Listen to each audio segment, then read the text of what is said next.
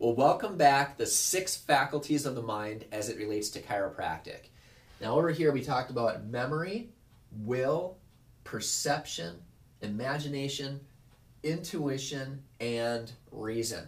And I asked you in the last video to figure out which is your weakest link. Have you decided that yet? Put it in the back of your mind. We're going to come back to that in a second.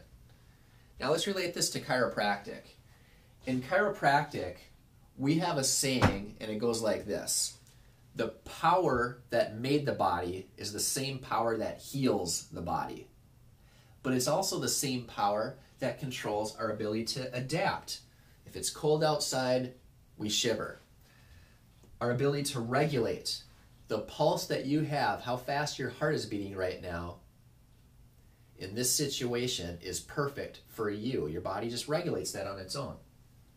Next is our ability to heal. You cut your finger, it's going to heal on its own without you even thinking about it. And then finally is our growing. Not just physically like this to become the 5-foot or 6-foot hunk of cells that you are right now, but I'm talking about mentally, the unfolding process of you. And that process is continuing until the day you die. And so much of that, our growth, our personal growth, ties in to our 6 mental faculties, and that's why it's so important. That's why I'm talking about it today. Now in physics, there's a certain supply, and if it flows into another container, you might say, it's going to flow to the bottom first, right? Well, with our body, we have all of these functions that we need to carry out, but there's priorities. We have to be able to survive before we can thrive, right? If we're hanging out around this situation where we're just struggling to adapt, you know, if you're gonna negotiate a peace deal with Vladimir Putin, you don't want to be standing in Moscow in the middle of winter wearing a t-shirt. You can't think higher thoughts when you're doing that. Or you can't write a very good song probably if you're starving, if you're really, really hungry, because your only gut instinct at that time is to feed your gut, okay? So we have to make sure that our adaptive and regulatory functions are being met before we can even deal with this. Now with chiropractic, when your spine is subluxated, when you have spinal imbalance or body imbalance, as we like to call it around here, you are struggling to even regulate. You're struggling maybe even to adapt. Maybe it was difficult to even get in the car and drive here.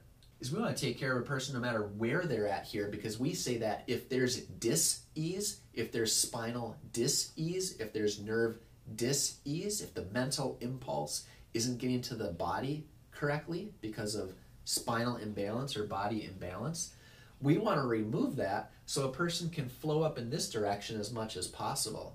Now let's go back here. Which one are you weak on? Which one do you need to improve?